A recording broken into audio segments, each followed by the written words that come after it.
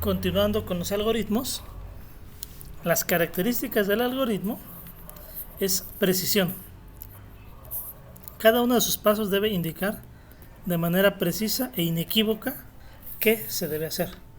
En este caso, si ustedes ocupan el algoritmo para calcular el área de un círculo, específicamente dice que tienes que multiplicar el valor de pi con tales dígitos, 3.141592 por ejemplo, con el radio elevado al cuadrado, por ejemplo. Esa es una cosa. No dice multiplica dos números, eso no. Por eso la precisión, qué con qué se va a multiplicar en este caso. Definido. Debe producir los mismos resultados para las mismas condiciones de entrada.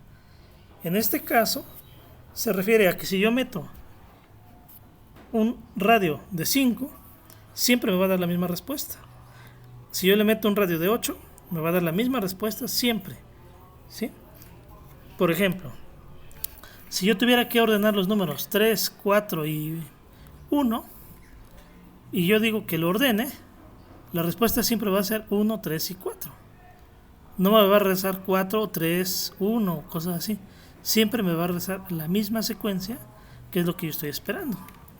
Finito, debe tener un número limitado de pasos.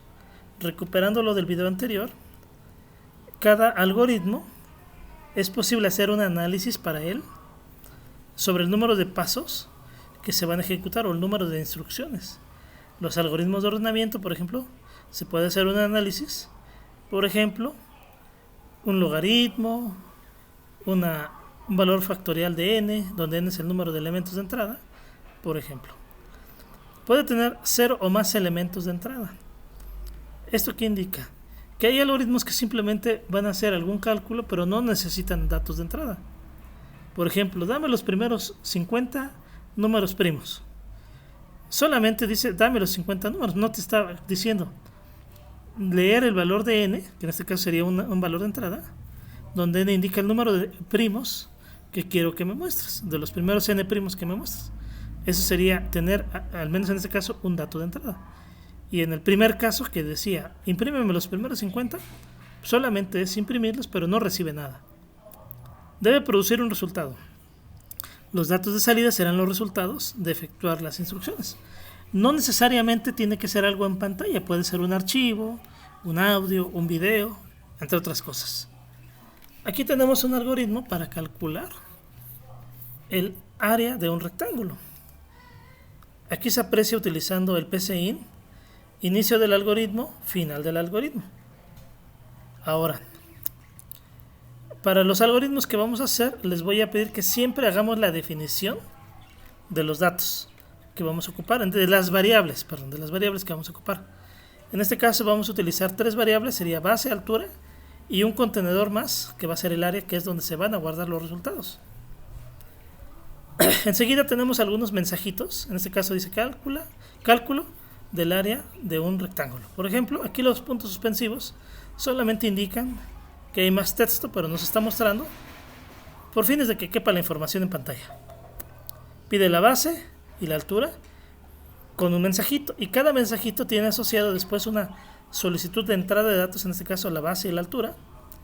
Finalmente calcula el área para poder imprimirla en su momento. El algoritmo que vimos como diagrama de flujo también se puede expresar como pseudocódigo. Aquí tenemos el pseudocódigo equivalente al diagrama de flujo anterior. En este caso, como se había comentado, se define las variables base, altura y área. Son reales. ¿Okay? Reales significa que vamos a poder trabajar con números de punto flotante o con punto decimal. Aquí están los mensajes que se comentaban. Se hace el cálculo del área y finalmente dice el área del rectángulo de el valor que le hayamos metido en base por el valor que le hayamos metido en altura es y el resultado. Noten que tenemos aquí las partes de los mensajitos con espacios. Esto es para que lo que se está visualizando en pantalla se vea más presentable, más bonito, por ponerlo en esos términos.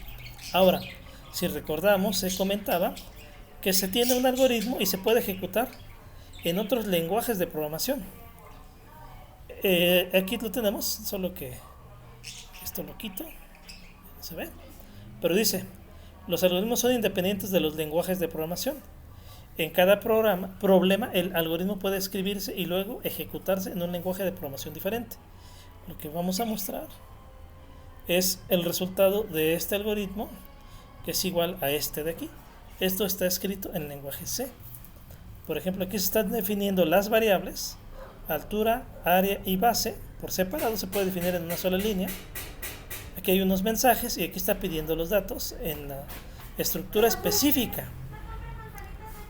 Finalmente, aquí tenemos la impresión de los datos de salida. Y esto sería, para nuestro caso, un ejemplo de la ejecución del cálculo del área de un rectángulo, expresado, repito, en lenguaje de programación. Aquí lo tenemos como pseudocódigo y también como diagrama de flujo.